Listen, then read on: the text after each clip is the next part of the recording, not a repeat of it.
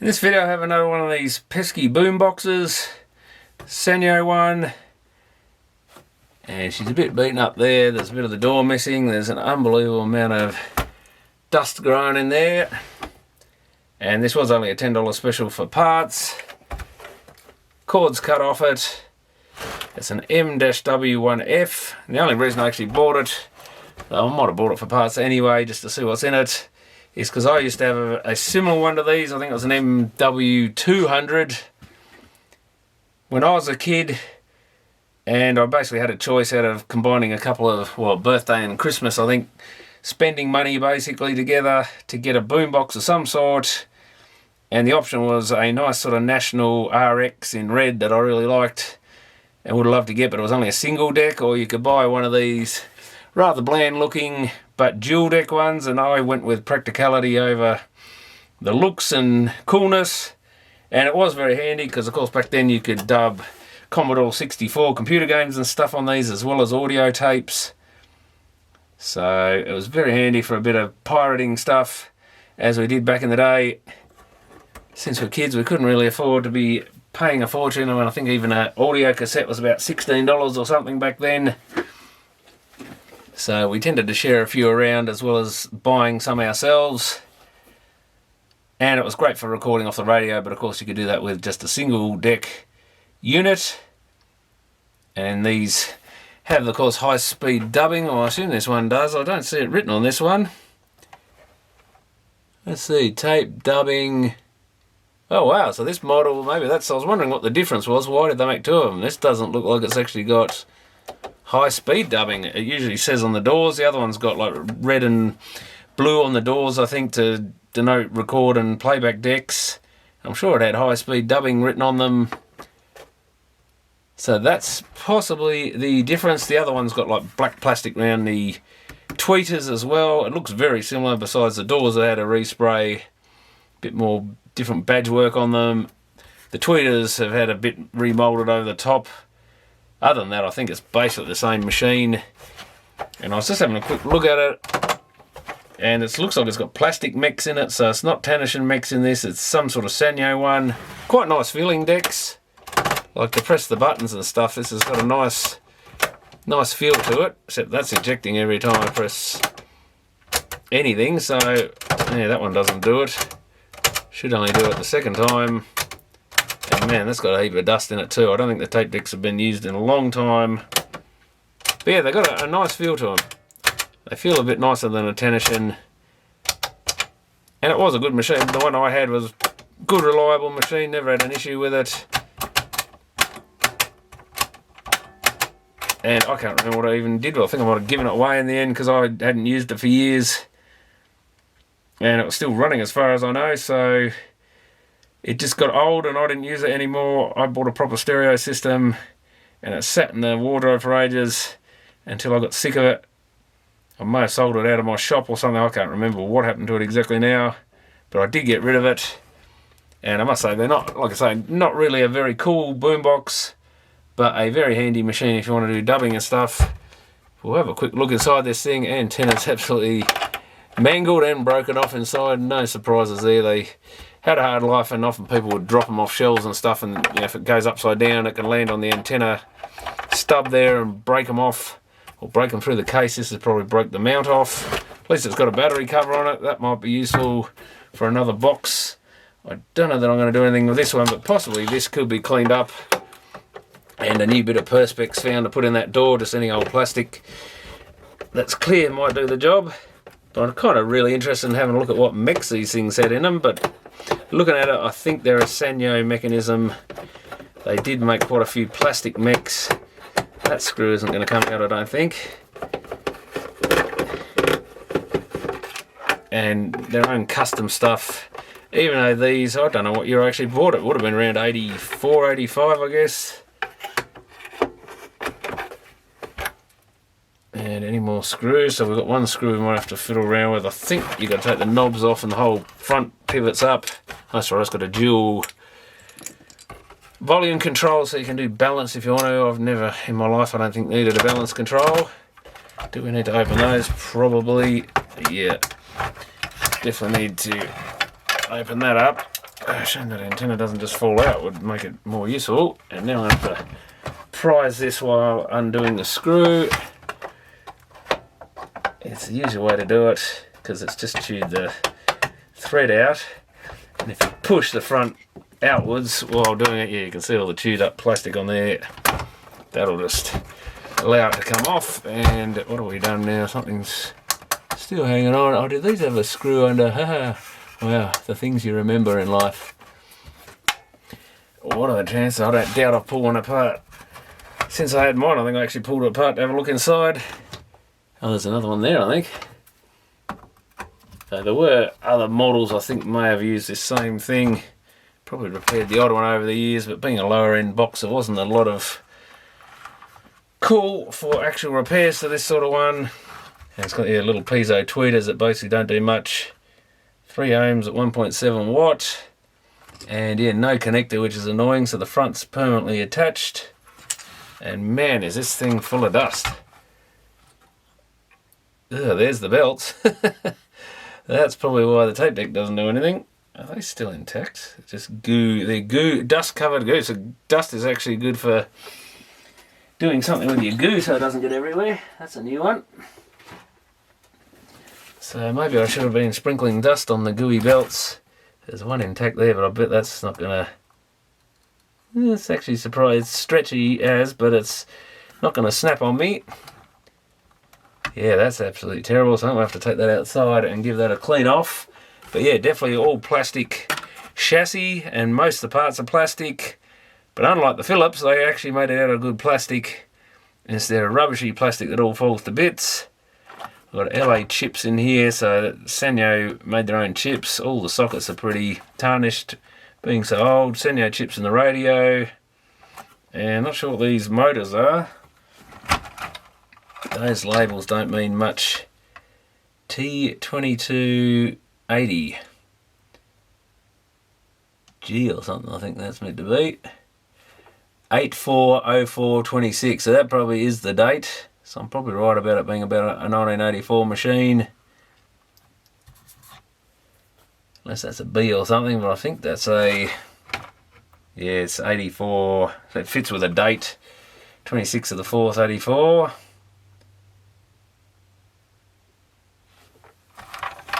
And yeah, that is terrible, so we'll go and give that a quick clean. That's certainly looking better, though. It's still quite dusty now that I look at it inside. It's getting a bit dark outside, so that didn't help.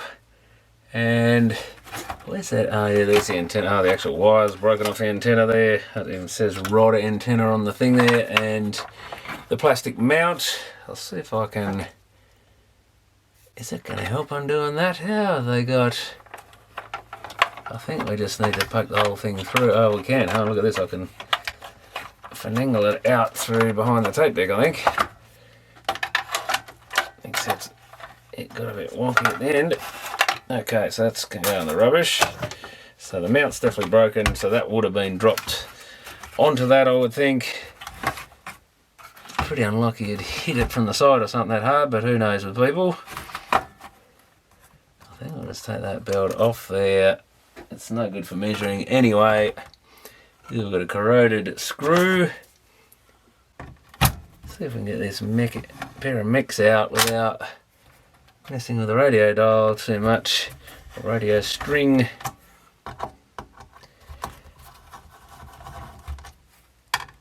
And at least we've got an idea what's going on then. I mean, it probably wouldn't hurt to resurrect this thing, I guess, and get it running again for the hell of it. I'm going to have to take some more screws out because the motor bracket, so there is one metal bit on this mech which is the motor bracket. Is it on the deck? I think it is. I doubt it'll be separate. But first I'm more interested in sort of longer screws through the plastic bits. That makes sense. Should be able to get this aluminium piece off, I think. The actual dial bit. Let's get that out of our way. Then we've got LEDs and all sorts of... Oh yeah, I think this bracket comes out under the dial cord by the look of it. If this piece here lets go, what's it? Just clicked in. Oh, there's another one there.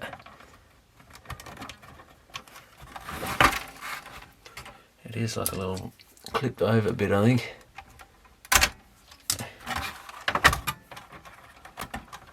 Now just make sure you get the thing under the dial cord before you lift it. There we go, so that can just even hang over to one side, I think. And yeah, we've got to take the motors off, or the motor screws, probably the counter screw on this side. So end up putting a whole metal bracket on for the counter and everything, so much for saving metal, I guess.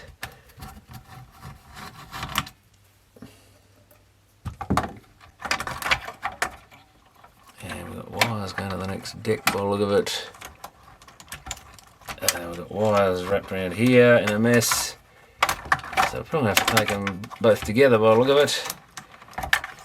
We can sort of flip them over. Not the greatest. Can we get that? Oh god, they're filthy underneath. That's actually all been corroded by the look of it. It still works though, rusty as on the paws. 0514P5. So it would have been a belt around here. And did that go around the same bit? Around there, maybe right back around. I could have gone in a triangle. I'm guessing it probably did. We had a bit of a bizarre belt triangle going on here. And I don't see the other old belt. Maybe both those other bits I pulled out were the... Well, if they were just two belts, I guess that was them, wasn't it? And sometimes these switches can unclip,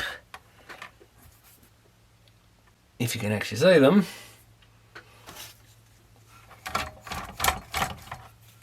But first you've got to get the dust off. Is that glued in there, or what are they done here? Oh, so there's a clip thing on the other side there. Okay, so we could probably remove them to free up the decks a bit. Probably don't really have to. If those belts are like that, you don't even need to undo anything. That'd be a nice design. I'm going to even just have a quick look and see if there's any sort of manual for these things online.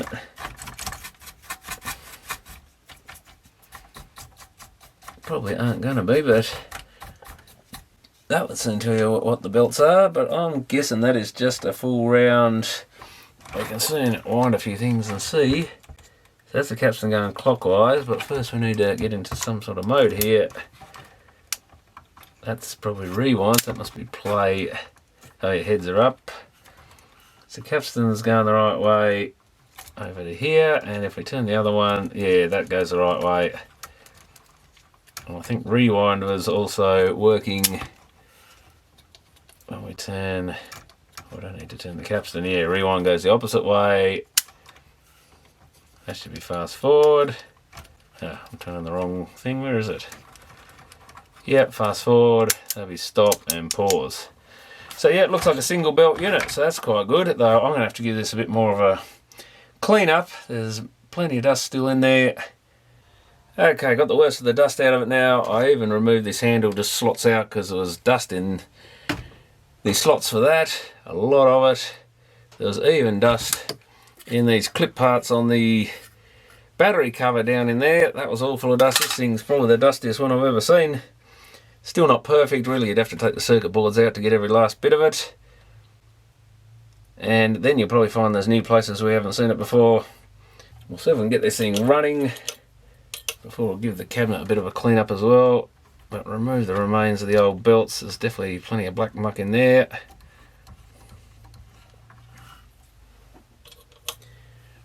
And in there.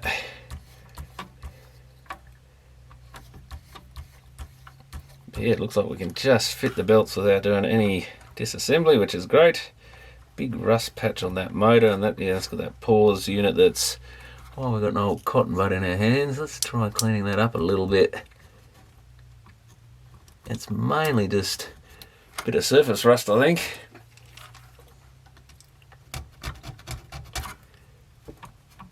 Some of which we'll probably scratch off. Yeah, great big chunk of it there.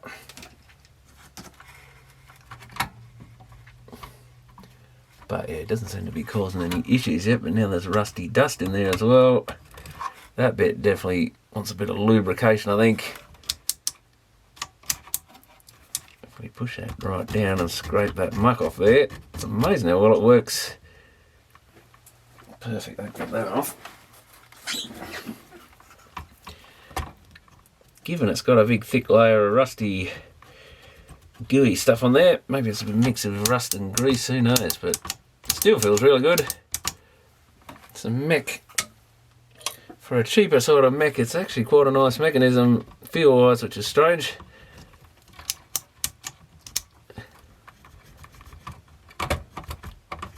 And yeah, it still operates with all that rust in there. Ideally you'd take that plate off, but that probably means pulling the whole deck to bits, so I don't think I'll worry about that. Bit of grease in there, and it'll be good enough. Already feels better than it did.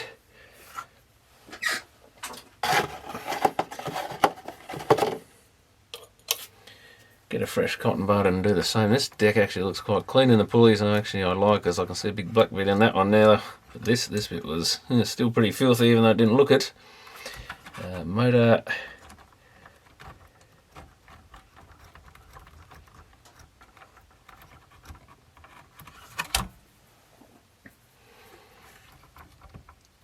Oh, that's a bit of belt. That's what that is. It's not actually. Now I've spread it everywhere. Get a bit of acetone onto that bit just to. That's spreading it as well.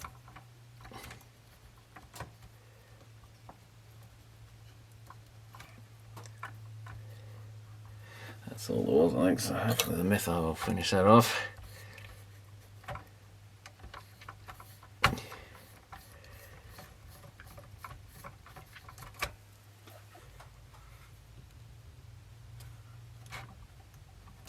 Yeah, that feels pretty good. So it's an 80 by 1.4 is the ideal size for this. Okay, so we've got a couple of eBay belts in there for now. That one's possibly a little tight. That one's about perfect. I think they're pretty good. Oh, and we've got to do a counter belt. That's something I forgot we've got to find. That's quite a long one as well, but I don't think it's up in the 80 department.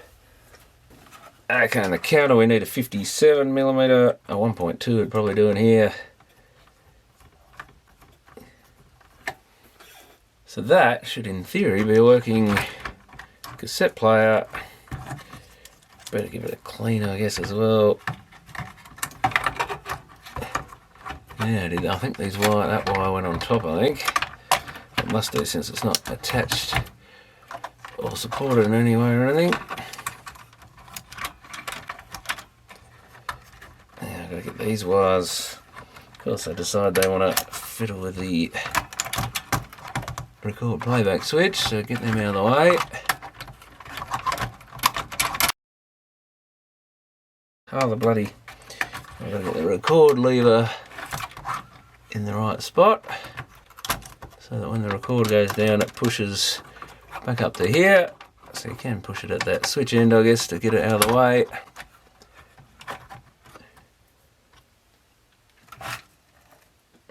Put a couple of screws back in. Now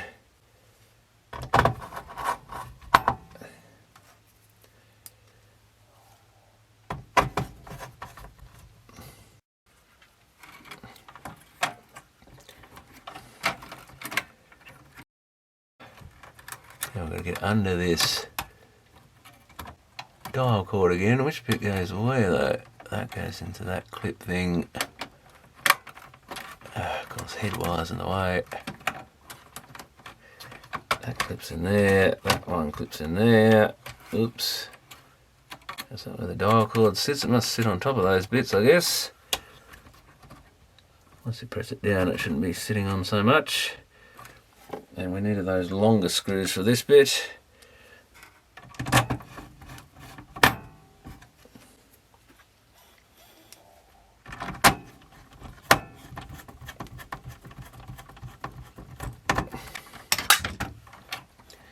I forget where that's at exactly, somewhere in here I think.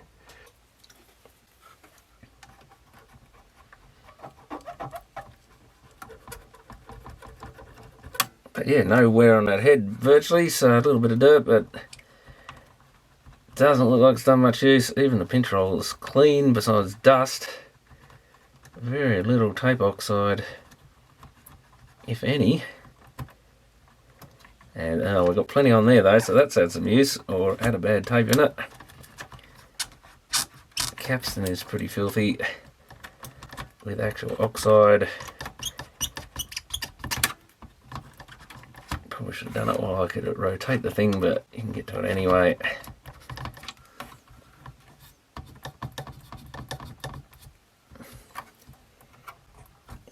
You can rotate it by hand, I think, anyway.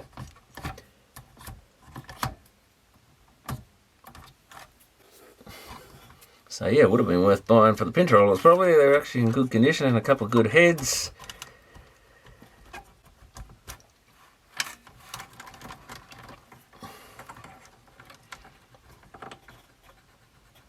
So lucky they only seems to be the belts that rot, not so much the pinch rollers normally.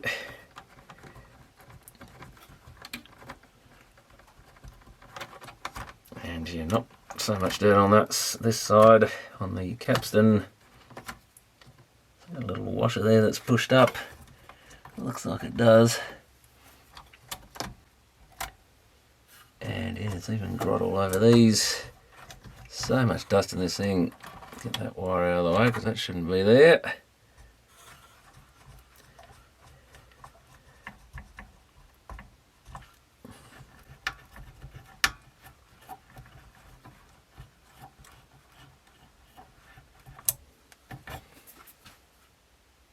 So that hopefully is a goer.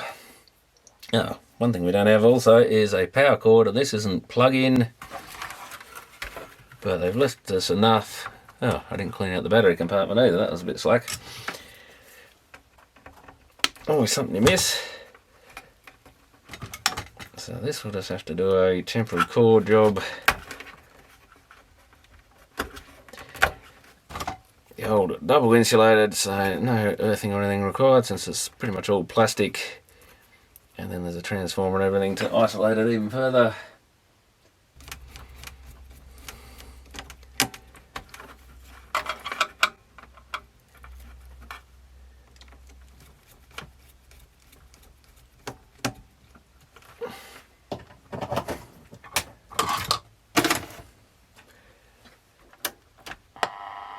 Oh, we've got radio sounds.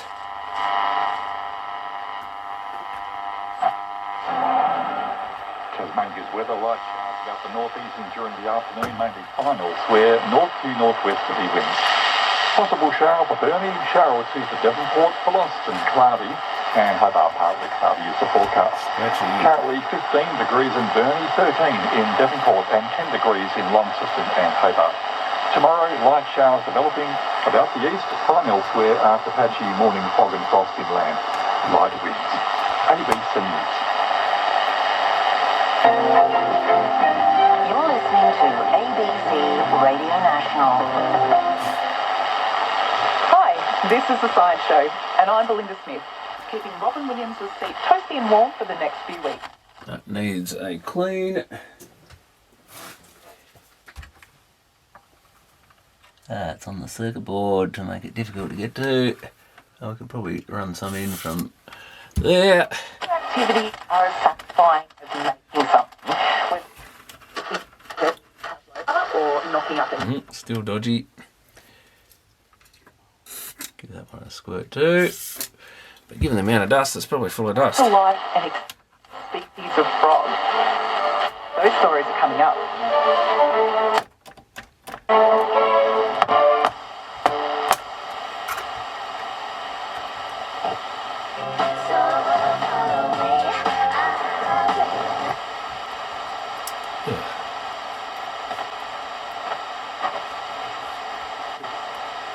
Very stiff. Doesn't sound too happy either. Oop. We just killed it.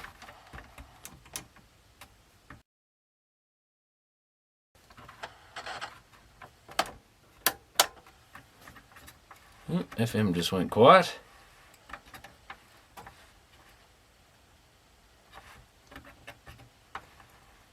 Very weird.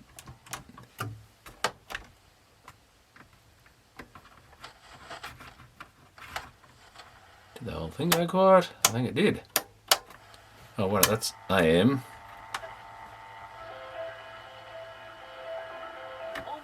half of the world currently lives in poverty. And it's that volume control. 800 million people surviving on less than $2.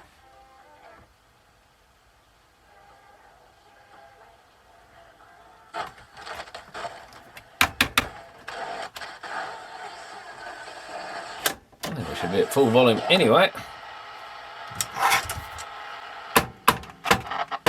Oh, yeah, something's...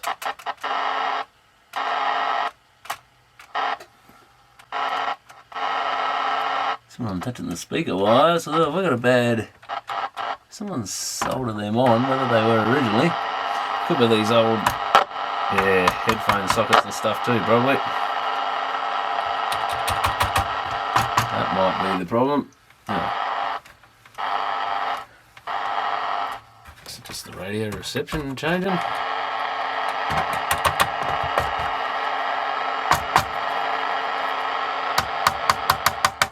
Oh, now we've lost the channel. Oop, I've killed it now. Yeah, it's pretty random. Might put a bit of contact cleaner in the headphones. Just put a plug in here a few times so that makes any difference.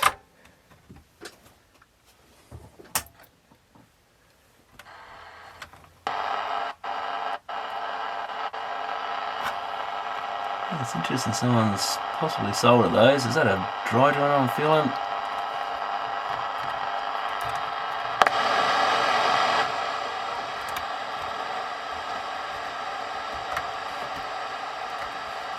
Now we've got no FM antenna other than something I should watch is we've got a loose wire in here. Stereo. Okay, enough for radio. I think tape's that position. Usually tape off. What's the second position? Radio, tape, oh, tape 1 and tape 2 of course. We can listen to either. Well, let's see if things actually mechanically work here. It's looking good.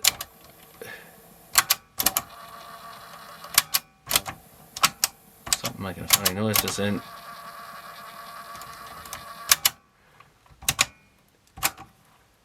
Oh, nothing. Oh, is that because we're not on the right tape? I don't know.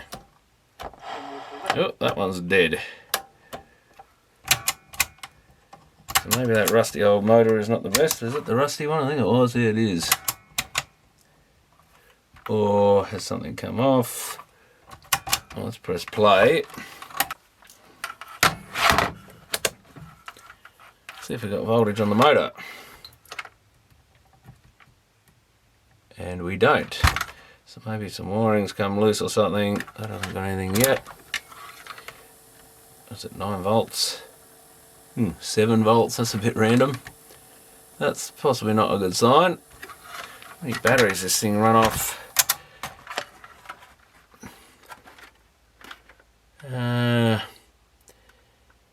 DC, oh, 7.5 volts. That's a weird one. So maybe it is a 7.5 volt. That's a very weird one. Don't see that voltage in things of this sort of era very often. Used to have some weird multiples of dry cell batteries, which of course are 1.5 volts each. And some of the old stuff like 4.5 volts and stuff. But yeah, normally these boomboxes were on standard voltages. So 7.0. But yeah, that, nothing. No switching. So that all goes over to that bunch of wiring there. We know there's a switch. Yeah, that's the switch. That yellow pair of wires. So at least if we can find where it goes. Yeah, I pulled on these wires a bit. You can see they come down here. 2 blue, 2 yellow. Blue and yellow joined together actually says switch. Next to them, they're somewhat loose on there, but I think that's just because they're starting unpeeled. Because they're wire wrap ones. So I guess one thing I can do is press play with no power. And we don't have a switch. Press play on the other one. Ah, so the switch is faulty. That's a pain because now I'm going to take the tech out again. I guess the other thing I could check while I'm at it.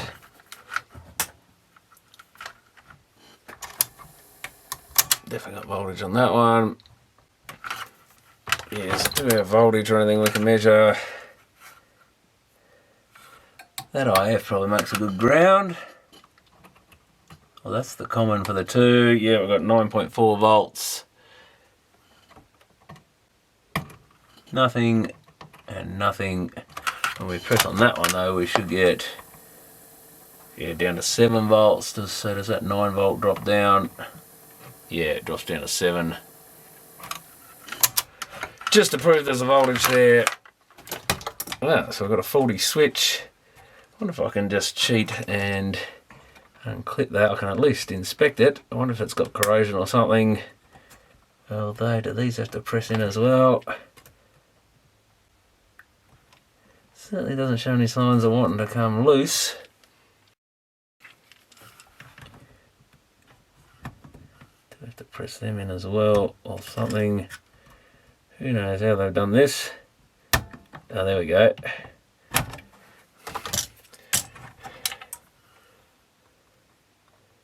Certainly not the prettiest looking thing I've ever seen. Now the question is, was it actually being pressed is the other question. Ooh. I'd say maybe not, but it is a bit dicky. There's a bit of that micro scrub stuff to give it a clean.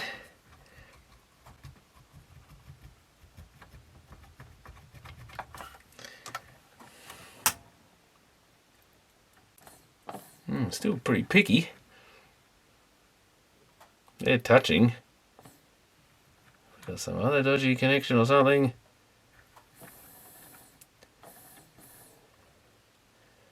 Yeah, it's like when you squeeze them together they will work, but not when you push on the little tab. Sometimes it works.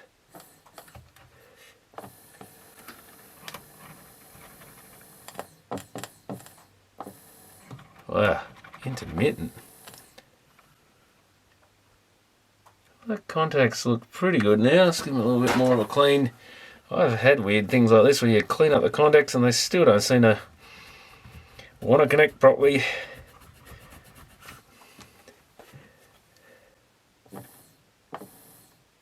Must have just been that one patch.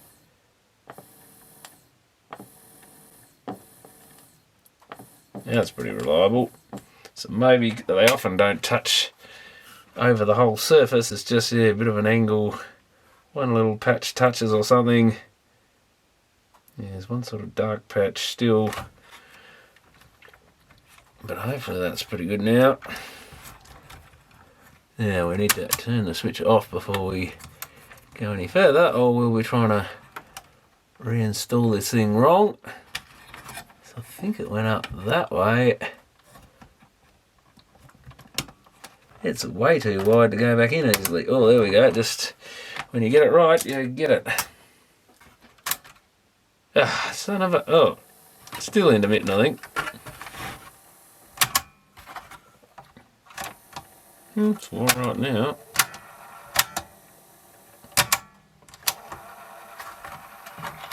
Actually, there's nothing else loose around here.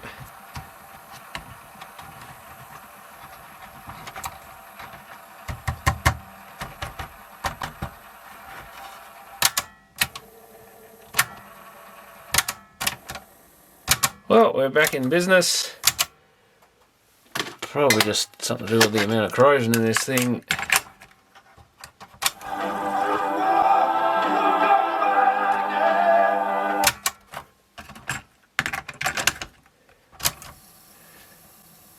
We've got to go to the other switch position.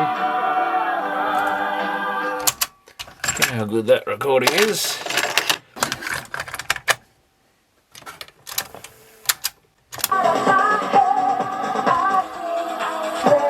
Lost the channel.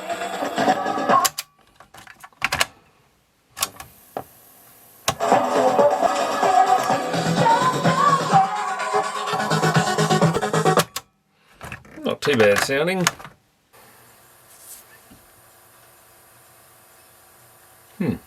Power light's flickering a bit there with the amount of base by the look of it. So it could be something out there. Oh.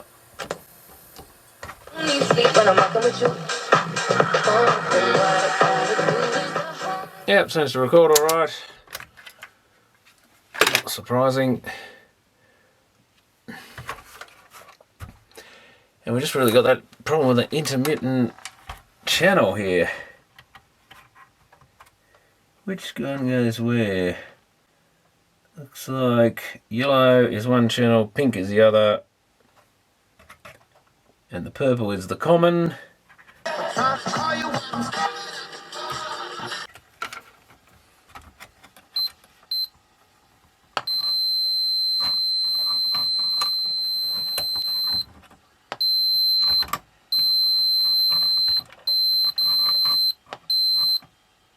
Not there, is there. Hear that one speaker clicking. So it's actually the wiring. I mean, you shouldn't really put your multimeter across there probably while it's running, but only a low power amp and high impedance meter. There's a break in that purple wire, it seems, which is a bit weird, but someone's resoldered them at some stage. Now I better turn the power off. But when you can actually put your multimeter on the pin there and the other end of the wire, it's weird because that speaker seems to drop out completely. That one sounds a bit different. Yet it seems to be the common line because that one just comes up and goes to our tweeter and a woofer on that side. And the brown is in parallel. The pink goes to the tweeter woofer. So not what I was expecting because it did seem to be more sensitive on the earth, or the common to the two, which is not where we'd expect it to be. You'd expect it to be on that channel.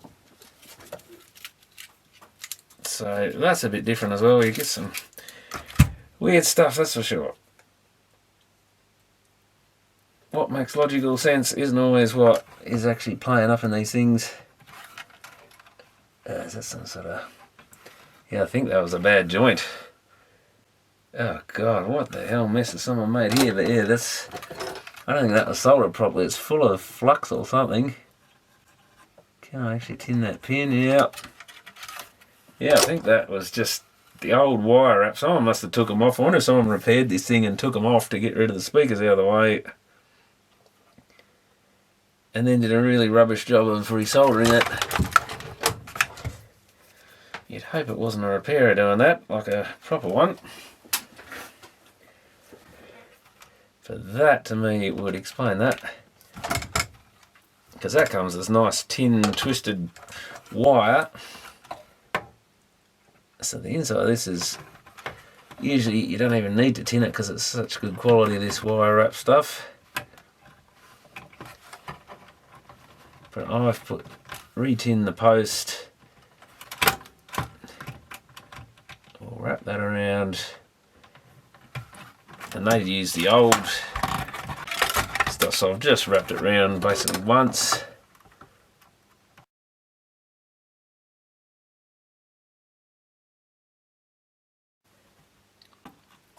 Usually best to remove the old wire wrap stuff if you've undone it. I usually just cut it off and start again because that one's pretty dodgy as well. But if you put enough heat on there, you should be able to solder that up and make a good connection. Yeah, that seems fine now. Seems to be fine now, so that's not Sanyo's fault. That was done by someone fiddling with it. But just like that, we've actually got a working unit again by the look of it. I might just clean some of these switches up a little bit. The dust is just stuck to everything in this thing.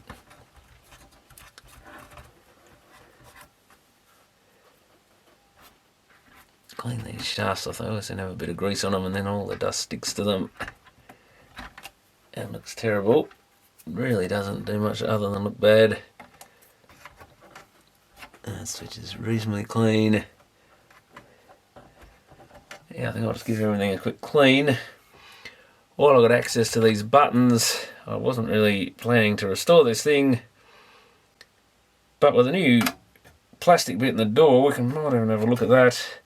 While we've got it apart, I think we can just pop these doors off.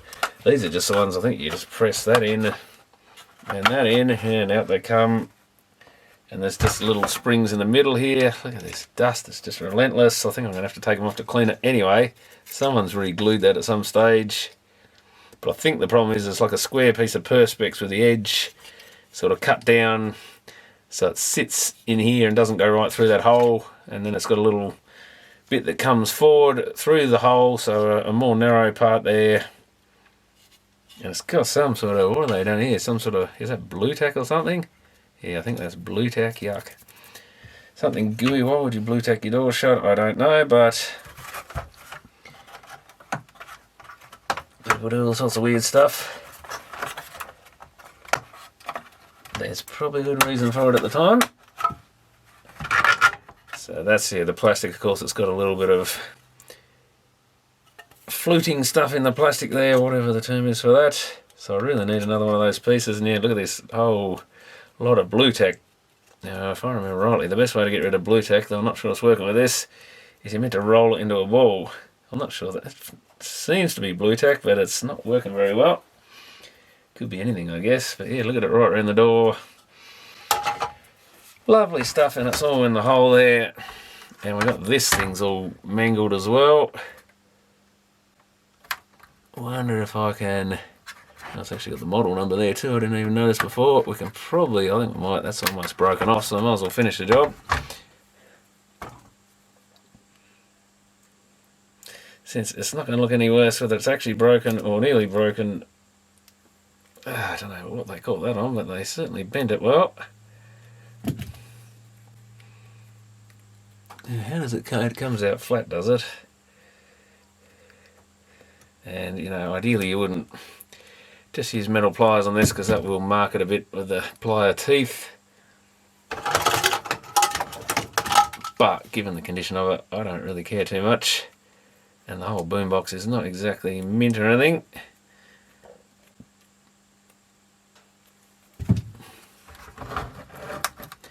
So something like that it goes. It's rough, but it already looks better than it did. All bent up like that. It's going to be quite hard to get that back so it stays in place. I think you kind of got to peel it up so you can bend this bit back, which is just means that you put the bend somewhere else.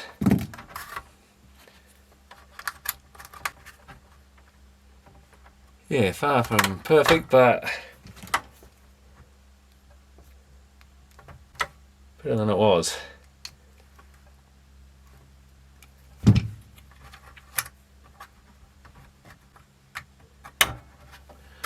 She's had a hard life, this one's, unfortunately. So I'm not sure what else we can get blue tack off with. I think they used to freeze it. It was one of the tricks. There's all sorts of tricks from memory. Whether it's on the internet these days, because that was all kind of pre-internet life hacks, that sort of stuff, I think. Because, well, people probably still use blue tack, I guess, but it was the wonder product of the 80s. Tipex and blue tack were everywhere.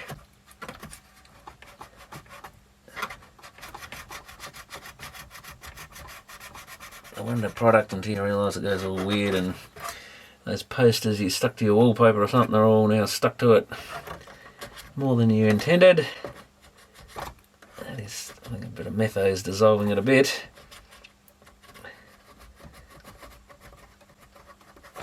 God, the things people do in these things.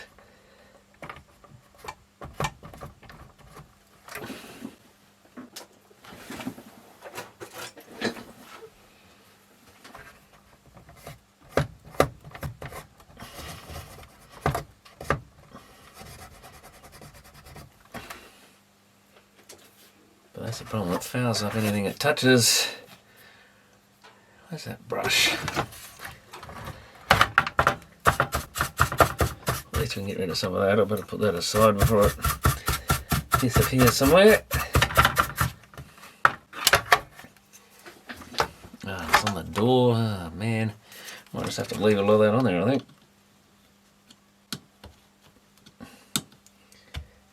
It's thick on there.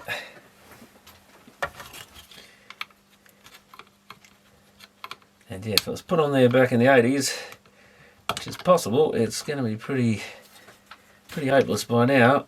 Dried out and not much good.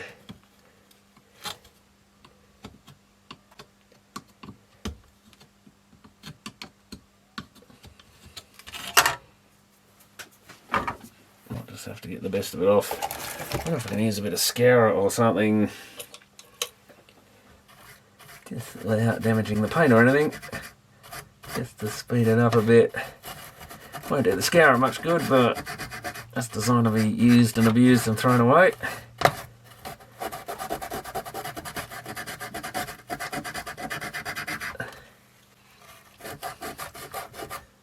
Yeah, probably might be doing a little bit of damage to the paint, but yeah, it's a lot quicker than doing it any other way.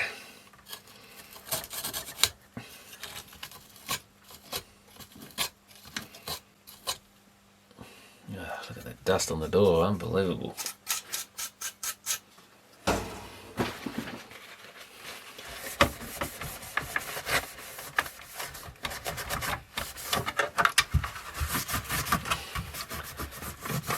See if this thing's got any capacity to come up half decent. I think it might clean up reasonable.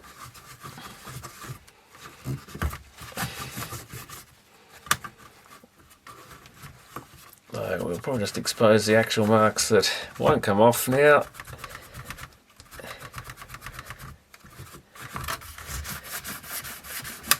Oops, carefully I don't crack the thing. It's starting to creak a bit.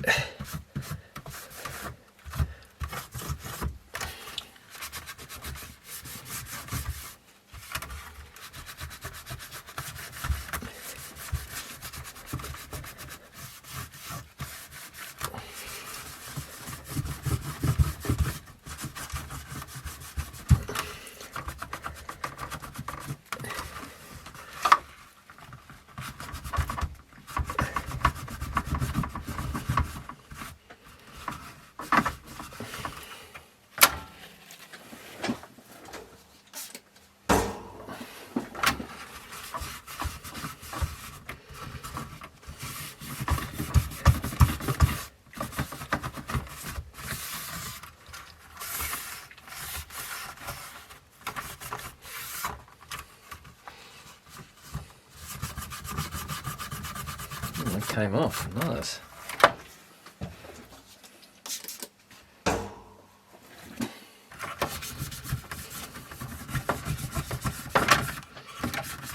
Get those tweeters cleaned out a bit would help.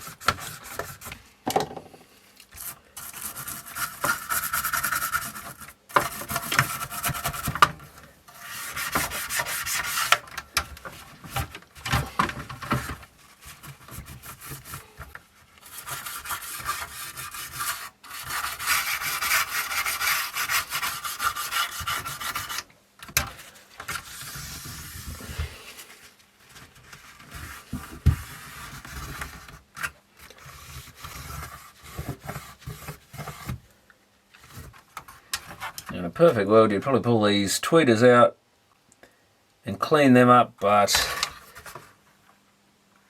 I think I'll give it a miss because they're pretty glued in, but they are kind of dirty in there. I don't know if I can get something through the...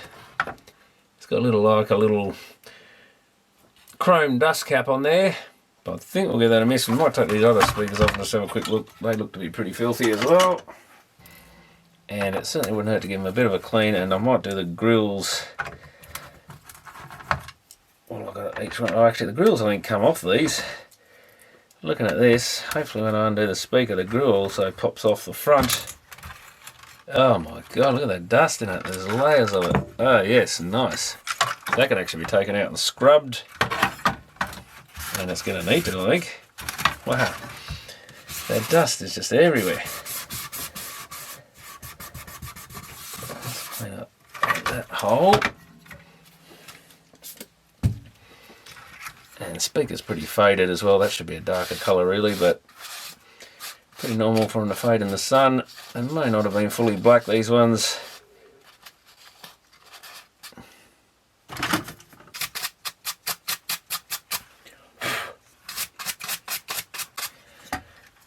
Bit of moisture on there will dry out, but look at that. Lovely.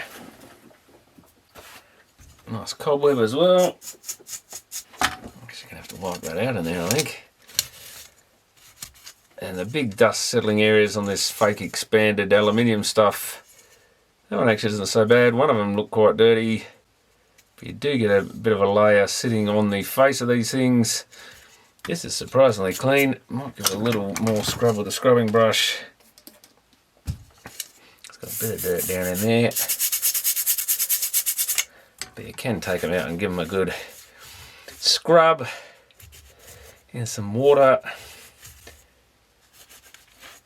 Doesn't hurt, but yeah, that's actually not looking too bad. It looks like it's got a locating pin here that goes near that screw or that one. I guess it can go in either probably. There's two of them I think, so that's good. Oh, I didn't do the upper edge here. I'm not sure you see it, but I might have to do that as well. And just make sure you get them in the right way again. Where's that pin? Now does that go over there? That one's actually in pretty good condition. Just make sure, oh, they're sideways, these ones.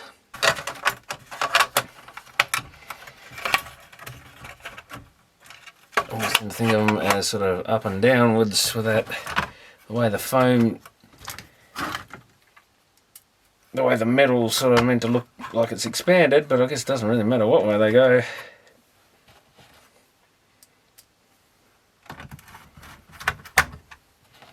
But I was only just going to do a quick resurrection on this, so, but you get to the sort of point of where, well, now I'm here, I might as well clean it up a bit more just to see what it'll come up like.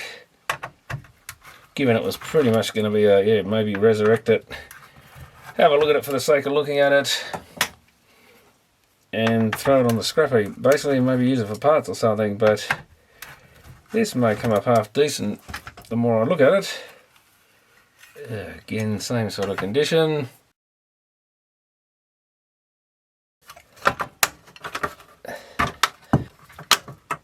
They just sit back in and then you press them home, putting the two springs in their slot, hook the bottom bit in, and then the other bits go in. So it looks much better than it did. Okay, it's back together again.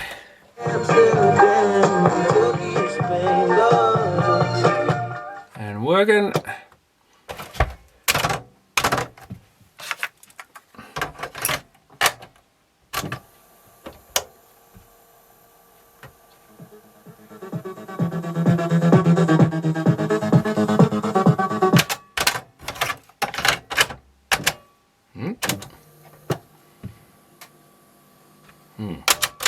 Oh, that one ain't working.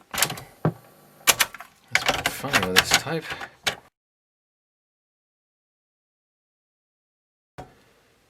Now I've just realised we've got a piece broken off this door, so the tape doesn't sit in there properly. So I'm going to thump it a bit, it's not going on the reel properly, so that's another issue.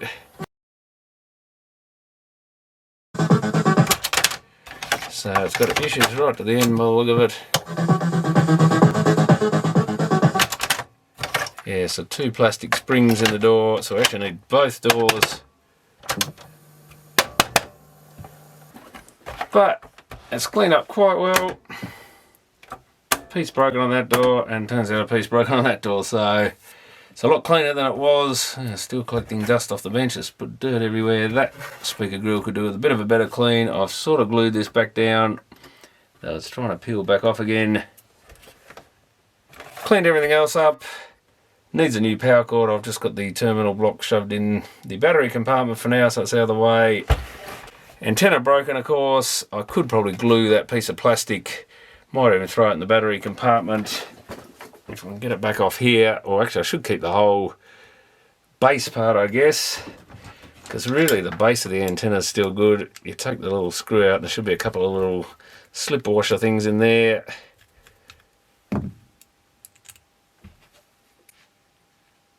Which there aren't anymore. But if I put the screw back in that,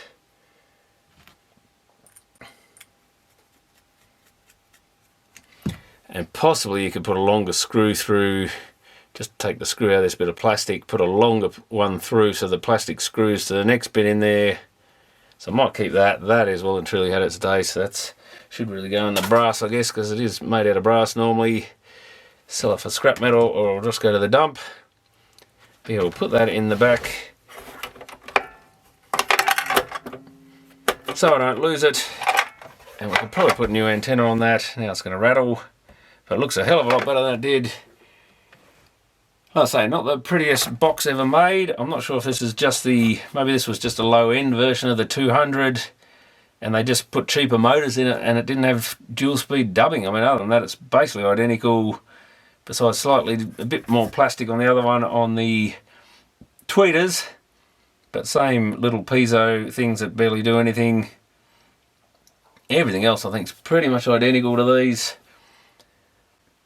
but until I get one we won't know for sure, and I'm not really looking for one. I've seen a couple of them for sale around the place, but they wanted $80 and stuff, and I don't think they're in full working condition, and you can't trust them to be anyway if you buy them second hand. I don't think this sort of box is worth that sort of money. But if one turns up cheap, I might buy the 200, but it's cleaned up fairly well. Still got quite a bit of dust in the vents on the back, but like I say, you really need to take the circuit boards out to clean it properly, and then clean all that as well. But I have to give it to Sanyo for making probably the easiest tape deck ever to change the belt on. Shame more people didn't do that. So that's one really good thing about this. That door actually doesn't sit perfectly either, I don't think, so maybe it's a bit warped or something. It's sitting high in this corner. And I think, yeah, I think that's just the doors actually bent. They were never the greatest doors on these. Got the old noisy, just bangs open sort of thing. No soft release kind of thing there at all. They just on the springs, and they just go out until they bang on those little bits I had to press in to remove them. But they did the job. They were made to a price. They're a good practical unit. Not really a sort of fancier, higher end unit, but they work well. They got great little mechanisms in them. They feel nice to use, even though they're all plastic.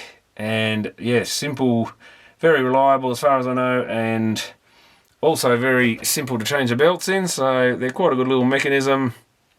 Got to give it to Sanyo on that. I think Sanyo may have made these themselves. I'm not 100% sure though, but I remember they had plastic mechs in quite a few of the sort of 70s going into the 80s. Even their shoebox recorders and stuff I think were like this.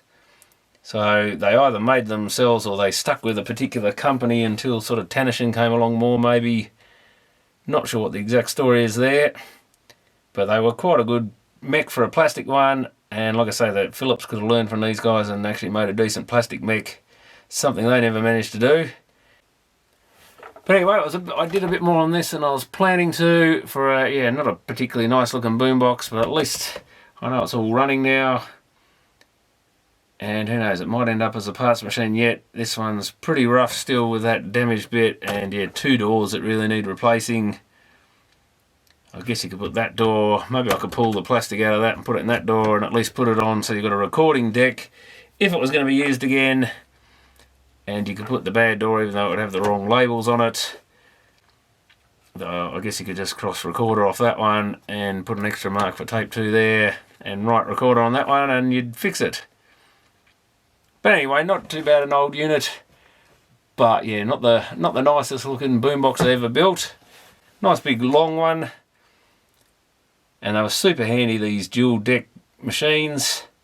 Back in the days when cassette ruled, and CD was only really just coming in then, but I did later move to CD. But even then, if you wanted to listen to something in the car or something, you might want to dub it off tape or CD, so you still wanted a cassette player for the car at least, and make your own sort of mixtapes. I was never a fan of like commercial. It's very hard to buy anything that actually had more than a couple of good songs on it anyway. And you didn't really want to listen to all the fill on most albums, so you just make your own sort of mixtapes, and that way you didn't have to listen to all the adverts and rubbish music they played on the radio. But anyway, that one's all sort of resurrected and almost working. So thanks for watching.